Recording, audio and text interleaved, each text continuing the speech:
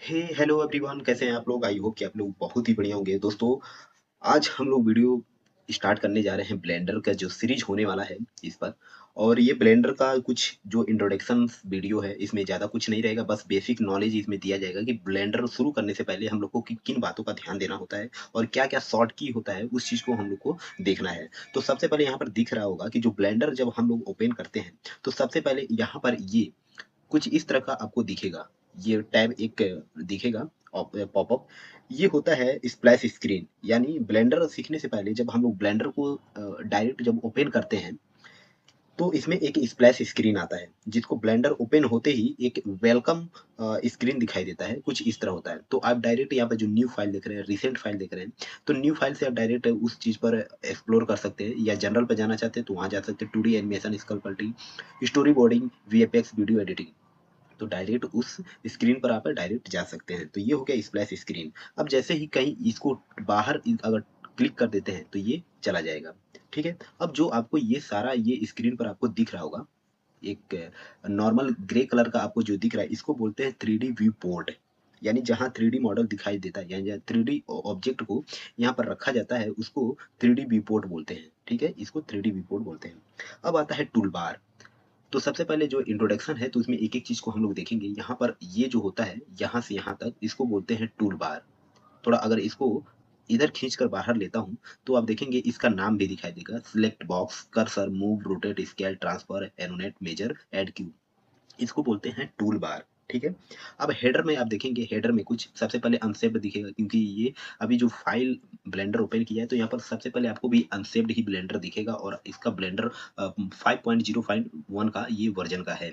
यहाँ पर हेडर में आपको दिखेगा एक ब्लेंडर नाम से, फिर से file, edit, render, window, help, layout, modelling, sculpting, UV, editing, texture paint, shading, animation, rendering, ये सब आपको दिख जाएगा। ये हेडर में काउंट किया जाता है। यानी ऊपर या नीचे जो आने वाली ये स्ट्रेच बार होता है, इसको बोलते हैं हेडर।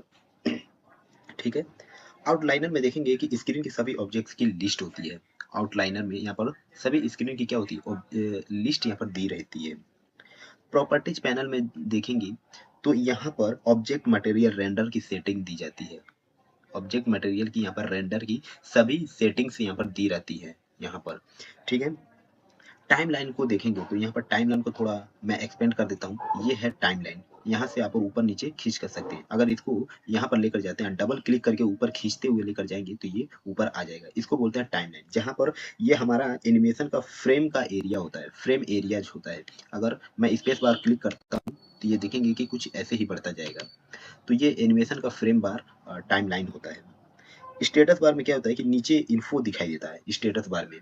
यहाँ पर आपको कुछ स्टेटस इसका भी दिख जाएगा। अगर इसको क्लिक करता हूँ, ये ऑब्जेक्ट को, तो यहाँ पर आप देख सकते हैं कि यहाँ पर कलेक्शन यहाँ पर दिया रहता है। कलेक्शन, ये ऑब्जेक्ट का कलेक्शन पूरा यहाँ पर दिखाई देता है। यहाँ पर आप देखेंगे तो सेलेक्टेबिलिटी और विजिबिलिटी यहाँ पर दिखाई देता है। तो क्या क्या आप यहाँ पर उसको विजिबल रख सकते हैं सेलेक्ट करने के बाद। और यहाँ पर व्यू पोर्ट, जीज जीज मॉस यहाँ पर दिखाई देता है। नेविगेशन, अब थोड़ा एक चीज और आपको दिखा देता हूँ, नेविगेशन टूल्स के बारे में भी थोड़ा देख लेते हैं। ये जो इसको ये बोला जाता है नेविगेशन टूल्स। ठीक है। नेविगेशन टूल्स बोला जाता है। अगर ये देखेंगे तो इसको बोलते हैं, जहाँ पर अगर कोई भी टूल है दोस्तों, अगर उस पर यहाँ पर कर्सर अपना लेकर जाएंगे, तो वहाँ पर वो ऑटोमेटिकली वहाँ पर आपको वो नाम दिखाई देगा। जैसे टॉगल एक्सरे यहाँ पर दिखाई देता है, तो यहाँ पर एक्सरे फॉर्म में ये आ जाता है, टॉगल एक्सरे में। अब इसको क्लिक कर देता हूँ, तो ये अपने यहाँ पर देखिए, ये जो 3D रिपोर्ट है वो चला गया। और यहाँ पर मैं टॉगल एक्सरे को क्लिक करता हूँ, तो ये अपने ओल्ड वर्जन में, ओल्ड शेप में आ गया, जैसे पहले था, जो पहले क्लिक किया। और यहाँ पर देखेंगे एक व्यू पोर्ट शेडिंग है, यहाँ पर कर देता हूँ, तो ये वायर फ्रेम में हमको दिखेगा। ठीक है, वायर फ्रेम में यहाँ पर दिख जाएगा। अब इसको क्लिक करता हूँ, तो पहले तो इसको हटा देता हूँ, और यहाँ पर जब सेकेंड लाइन पर जाएंगे, तो व्यू पोर्ट शेडिंग में, तो इसको क्लिक करने के बाद आपका जो डिस्प्ले ऑब्जेक्ट है, ये पहले जैसा आ जाएगा। और यहाँ पर एक व्यू पोर्ट शेडिंग का मेथड डिस्प्लेइंग है, इसको क्लिक करेंगे, तो ये ऑब्जेक्ट मटेरियल में क्लिक हो जाता है, जहाँ पर आप इसको कलर वाइज कर सकते हैं। ये आगे हम लोग एक एक करके वीडियो में सीखेंगे, क्योंकि अभी तो आज का जो वीडियो होने वाला है, ये सिर्फ एक इंट्रोडक्शन वीडियो है। तो यहाँ पर मैं ये ऑब्जेक्ट शेडिंग में क्लिक कर देता हूँ। ठीक है। एक चीज़ और देखेंगे कि जो भी आप यहाँ पर टूल सेलेक्ट कर रहे हैं, तो उसका एक यहाँ पर शेडिंग का ये यहाँ पर व्यू शेडिंग का एक इन्फो पूरा दिखाई देता है, स्टेटस बार। यहाँ पर आप उसमें कुछ चेंजेस करना चाहते हैं तो चेंज कर सकते हैं। जैसे यहाँ पर मैं चेंज कर रहा हूँ, आप देख रहे होंगे। तो अगर कुछ भी चेंज करना चाहते हैं, अगर इस पर चले गए तो इसका स्टेटस बार कुछ इस तरह दिखाई देगा, इस पर चले गए तो इसका इन्फो कुछ इस तरह दिखाई देगा। तो जो भी आप करना चाहते हैं ये आप इजीली कर सकते हैं यहाँ से। अगर मैं ऐसे रखता हूँ तो ये हो जाता है। मैं शेडिंग अपन अपने पुराने व्यू में चले जाते हैं।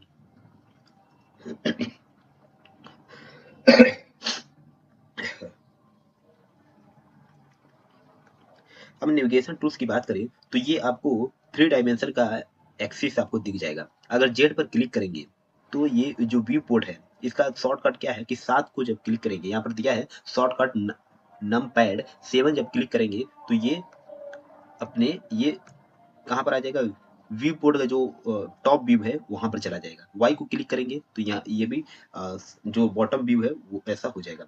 तो ये आप इजीली यहाँ से कर सकते हैं। ठीक है, ये तो हो गया हमारा नेविगेशन टूल्स। अब थोड़ा इसको अगर देखिए, अगर इसको चाहते हैं कि शॉर्ट की से अगर कैमरा एंगल लेना चाहते हैं, मान लीजिए इस कैमरे को आप सेलेक्ट कर लेते हैं, इस कैमरे को आप सेलेक्ट कर लेते हैं और जैसे वीडियो हमको बनाना होता है, एनिमेशन करना होता है, तो कंट्रोल जब जीरो को प्रेस करेंगे तो ये कैमरा एंगल आ जाएगा। सब कुछ इसी में एनिमेशन आपका होगा। फिर से कंट्रोल जीरो को हम लोग करेंगे, केवल जीरो क्लिक कर देंगे तो ये वापस अपने पुराने फॉर्म में आ जाएगा। ठीक है, अब एक को हम क्लिक करते हैं, दो को क्लिक करते हैं, यानी नम पैड से भी आप नेविगेशन टूल्स को इजीली मूव कर सकते हैं। नेविगेशन टूल्स आपके लिए बहुत इंपॉर्टेंट है, ये आपको ध्यान देना होगा।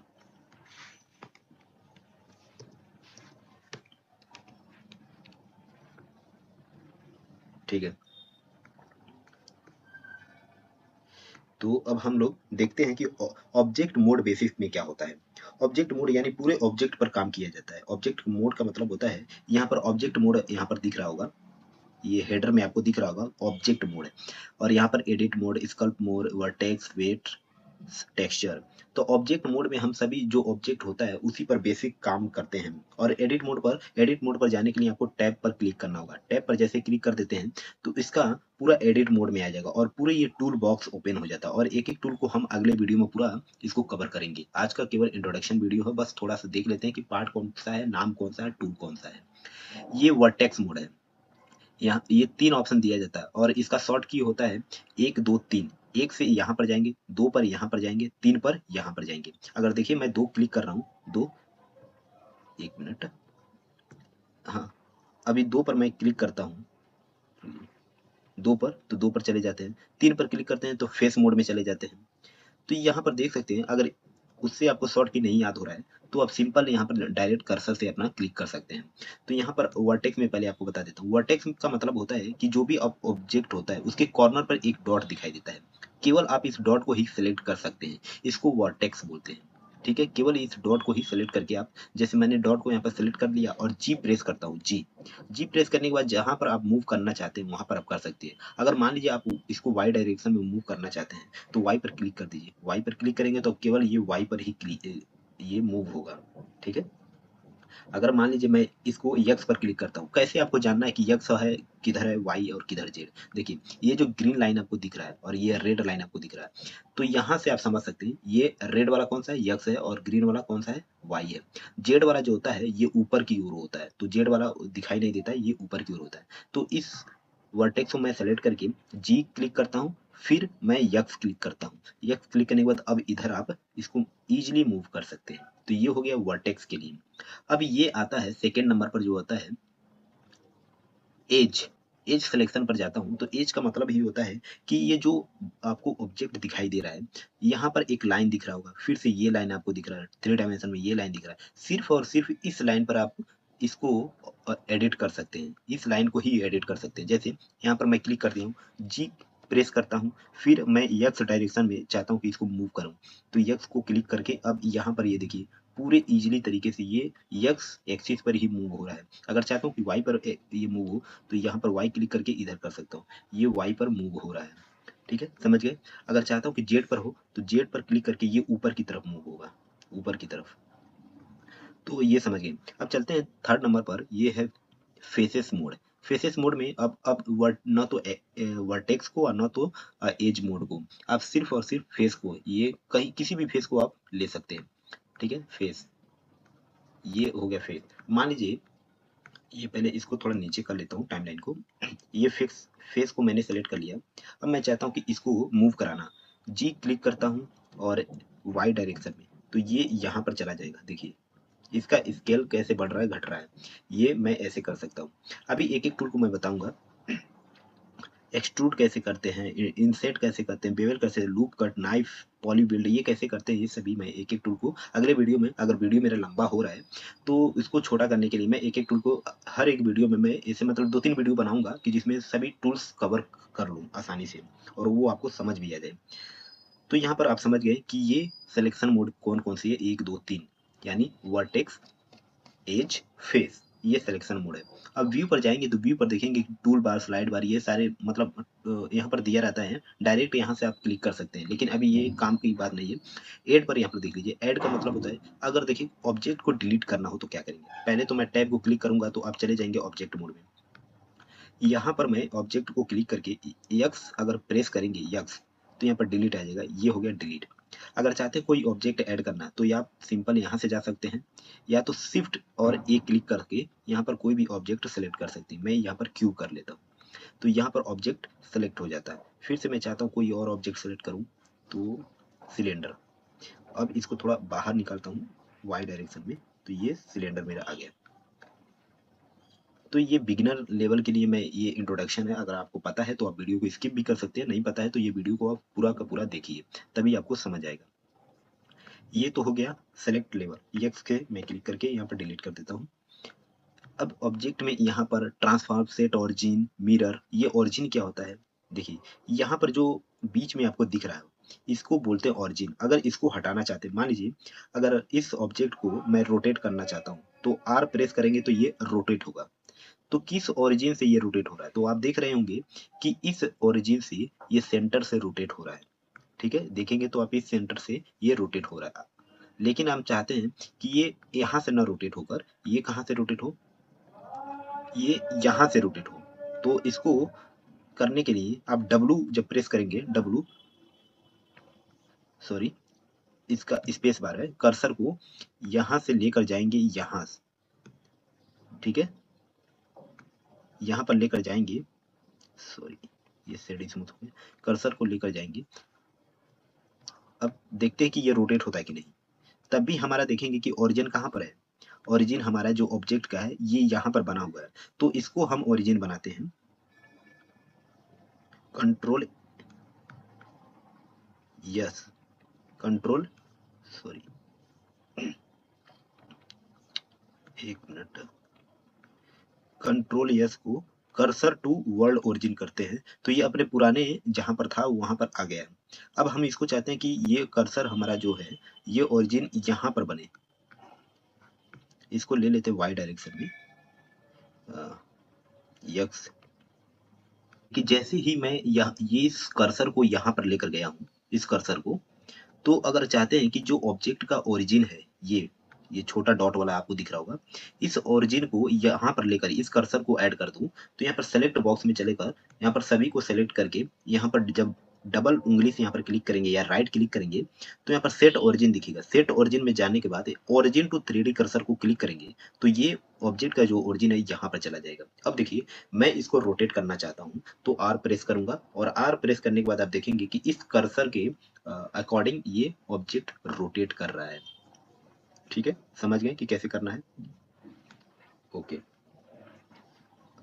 अब कंट्रोल जेड से, कंट्रोल जेड जब दबाएंगे तो अंडू हो जाएगा। कंट्रोल जेड से क्या होता है, अंडू होता है, कंट्रोल जेड से अंडू होता है। मैं तो अब मैं इस ओरिजिन को अगर चाहता हूँ, ये जो कर्सर है मेरा, इस कर्सर को डबल क्लिक करेंगे, राइट क्लिक करेंगे, पहले तो ऑब्जेक्ट मोड में चला जाता हूँ, राइट क्लिक करते या शिफ्ट यस प्रेस करके ये कर्सर टू वर्ल्ड ओरिजिन पर जब क्लिक करेंगे तो ये अपने जगह, पुराने जगह पर ये आ जाएगा।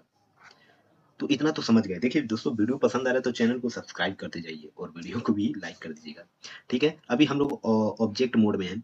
तो ऑब्जेक्ट मोड का जो टूल्स है पहले इसको देख लेते हैं। कर्सर से समझ आया, ये कर्सर को मूव करना होता है, और मूव से क्या होता है, मूव पर जब क्लिक करेंगे तो ये पूरे टूल्स यहाँ पर ओपन हो जाएगा, जहाँ से आप डायरेक्ट यहाँ पर मूव कर सकते हैं। किसी भी ऑब्जेक्ट को यहाँ पर 3 डायमेंशन में दिखेगा, मूव कर सकते हैं। नहीं तो ग्रैब या मूव करने के लिए या तो हम यहाँ पर जाना भी नहीं पड़ेगा, सेलेक्ट बॉस पर यहाँ पर रहने दीजिए और यहाँ पर ऑब्जेक्ट को सेलेक्ट करिए और जी प्रेस कर दीजिए, बस आपका ये मूव होता रहेगा। यानी 3 डायमेंशन में किसी भी डायरेक्शन में। अगर एक एक्सिस में ले जाना चाहते हैं तो आपको उस एक्सिस को प्रेस करना पड़ेगा। जैसे मैं एक्स में ले जाना चाहता हूँ या वाई में, तो वाई को प्रेस करता हूँ तो ये सिर्फ और सिर्फ वाई में ही जाएगा, कहीं और नहीं जाएगा। ठीक है, तो इससे ये मूव होता है। रोटेट में आर प्रेस कर सकते हैं, आर प्रेस करेंगे तो ये यहाँ से रोटेट होगा। अगर इसको प्रेस करते हैं, अगर इसको प्रेस करते हैं रोटेट को, तो ये पूरा डायमेंशन रोटेट यहाँ पर आपको दिख जाएगा।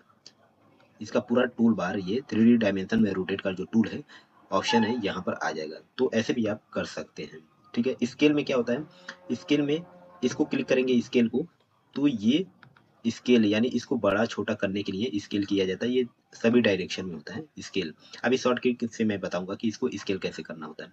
थोड़ा सा देखेंगे कि ये नीचे स्केल का ये एक छोटा सा डॉट है, अगर स्केल पर क्लिक करके अब देखेंगे ये स्केल कर्सर रिसाइज के लिए दिए गए। तो आप यहाँ से जाएंगे तो यहाँ पर रिसाइकिल यहाँ पर साइज इसका बढ़ा सकते हैं, छोटे से बड़े, यानी जो भी आपका जो तरीके से आप यूज करना चाहते हैं स्केल का, केज को इसका बढ़ा सकते हैं। अगर मान लीजिए मैं इसको डबल क्लिक करके इसका केवल स्केल पर ही करना चाहता हूँ तो ये 3D डायमेंशन के लिए बिल्कुल परफेक्ट है। अगर मैं चाहता हूँ सिलेक्ट बॉक्स में ही जाकर मैं यहाँ पर स्केल को क्लिक करें, यानी ऑब्जेक्ट को क्लिक करने के बाद आप यस प्रेस करेंगे तो आपका स्केल ये होता जाएगा।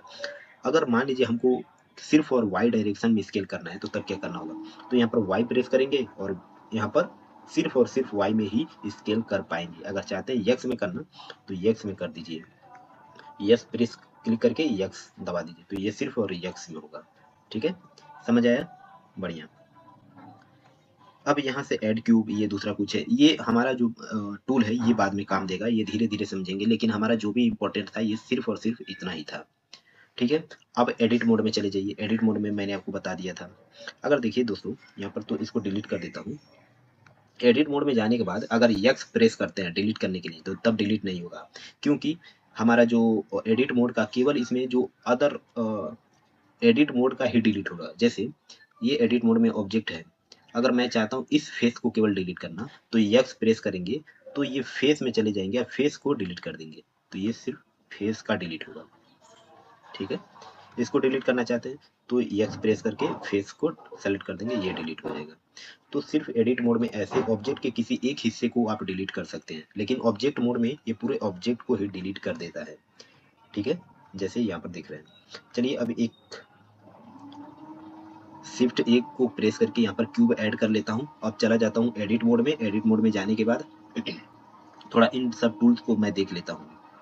मैं यहाँ पर एक्सट्रूड से ही चालू करूँगा, थोड़ा ये बेसिक है। एक्सट्रूड में जैसे जाने के बाद मैं फेस मोड में हूँ। फेस में यहाँ पर फेस क्लिक करके अगर चाहता हूँ कि यहाँ से एक्सट्रूड करूँ तो यहाँ से भी कर सकते हैं, लेकिन मैं ई प्रेस करता हूँ, ई। तो ई करेंगे तो ये ऊपर के डायरेक्शन में जाएगा, जेड एक्सिस में जाएगा, जेड एक्सिस में जा रहा है ऊपर की ओर। मैं चाहता हूँ कि ये वाई एक्सिस में जाए, तो वाई में करेंगे तो ये अच्छा नहीं बनेगा, अच्छा नहीं लग रहा है, क्योंकि ये वाई में करने के लिए अदर फेस का सिलेक्ट करना पड़ेगा। तो इसलिए मैं जेड पर क्लिक करता हूँ, तो ये देखिए जेड पर ये एक्सट्रूड कर सकते हैं। अगर वाई में करना चाहते हैं तो ये इस फेस को सिलेक्ट करके वाई में कर दीजिए, ई प्रेस करने के बाद वाई। अब यहाँ से ये कर सकते हैं, ये एक्सट्रूड कर सकते हैं। ठीक है, अगर मान लीजिए हमको थोड़ा इसका जो सरफेस है इसको कम करना चाहते हैं तो आई प्रेस करना पड़ेगा, आई प्रेस करके सरफेस इसको कम कर देते हैं। ठीक है, इसका सरफेस क्या है, कम कर देते हैं, ये रहा। ऐसे सरफेस इसको कम कर सकते हैं। अब ई प्रेस करके ऊपर लेकर जाएंगे, आई करेंगे,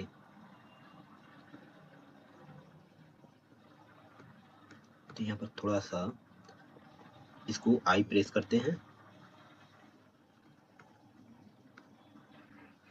आई, अब बढ़िया बन रहा है।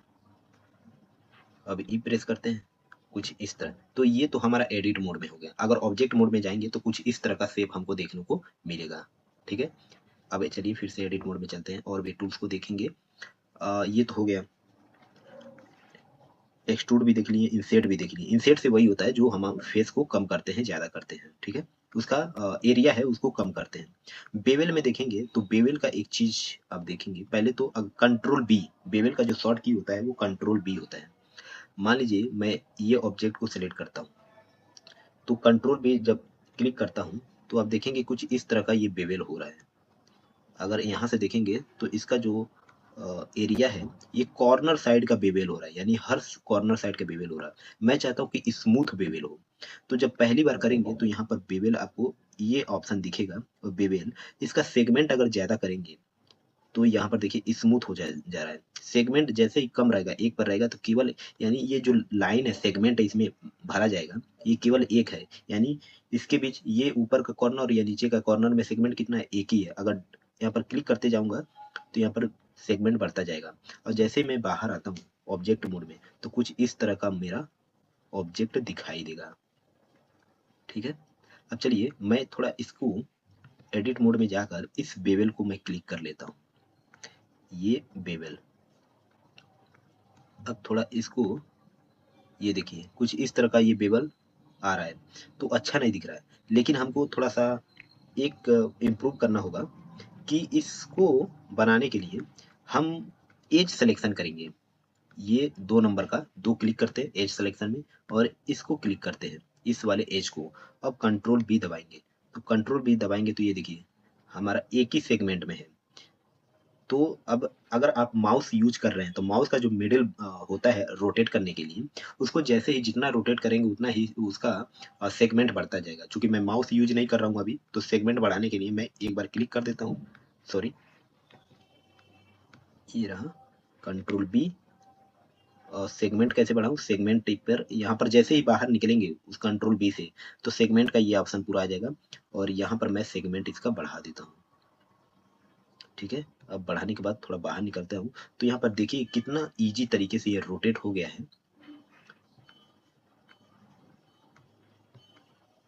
यहाँ पर रोटेट इसका देखिए कितना इजी, ये राउंड शेप में आ गया है। तो बहुत ही अच्छा यहाँ पर दिखेगा, क्योंकि टैब से बाहर निकलूंगा जब ऑब्जेक्ट मोड से, सॉरी एडिट मोड से, तो यहाँ पर देखेंगे कि ये कितना स्मूथ रोटेट राउंड हुआ है। तो इस तरह आप बेवेल कर सकते हैं। ठीक है, ओके। अब फिर से चलिए चलते हैं एडिट मोड में। एडिट मोड में जाने के बाद यहाँ पर लूप कट ऐड कैसे करते हैं, नाइफ को अगले वीडियो में हम लोग समझेंगे, क्योंकि अभी वीडियो बहुत लंबा हो जा रहा है। तो लूप कट ऐड करने के लिए अगर मान लीजिए इसमें लूप कट ऐड करना है, तो ये रहा। पहले तो फेस फेस सिलेक्शन कर लेते हैं। ओके, अगर इसको देखिए, अगर ऐसे करके करेंगे, डबल क्लिक करके ऐसे इसको सेलेक्ट करना चाहते हैं, तो ये आगे का सेलेक्ट हो गया लेकिन पीछे का सेलेक्ट नहीं होगा। तो आपको करना क्या होगा, केवल ए को क्लिक कर दीजिए, ए को क्लिक करने के बाद ये सब सेलेक्ट हो जाएगा। अब लूप कट ऐड करने के लिए हम सिंपल कंट्रोल आर प्रेस करेंगे। कंट्रोल आर जब प्रेस करेंगे तो यहाँ लूप कट के लिए दे देगा। तो कहीं पर भी किसी भी डायरेक्शन में यहाँ पर लूप कट ऐड हो सकता है। लेकिन अगर मान लीजिए मैं इसमें लूप कट ऐड करना चाहता हूँ, तो एक बार क्लिक कर दूंगा। ओके, अब ये ऊपर नीचे करने के लिए बोलेगा। ठीक है, ऊपर नीचे करने के लिए बोलेगा। इसमें भी लूप कट बहुत ध्यान देने वाली बात होती है, क्योंकि अगर ऊपर नीचे क्लिक करते हैं, मान लीजिए कोई आपने इसमें ऑब्जेक्ट में चेंज किया या कोई मॉडिफायर आपने लगा दिया, मॉडिफायर मैं बाद में बताऊंगा उसका सेपरेट वीडियो में। अगर कोई मॉडिफायर आप लगा देते हैं, तो जब लूप कट ऐड करने करेंगे, ऊपर नीचे ये लेकर जाएंगे, तो ऑब्जेक्ट जो है आपको डिसबैलेंस हो जाएगा, मतलब उसका शेप ही बिगड़ जाएगा। तो उसको अच्छे करने के लिए आपको जी को डबल प्रेस करना होगा, डबल बार उसको क्लिक करना होगा जी। तो ये अब इजीली लूप कट ऐड होगा। ठीक है, देखिए अब यहाँ पर ऐड कर देता हूँ, एक तो हो गया। अब चाहता हूँ कि यहाँ पर नंबर ऑफ जो कट्स है यहाँ पर ज्यादा हो, क्योंकि अभी आपने एक ही ऐड किया है। तो ये यहाँ पर जितना बढ़ाएंगे आप उतना ये लूप कट ऐड होता जाएगा। ठीक है, जितना बढ़ाएंगे उतना ही लूप कट ऐड होगा।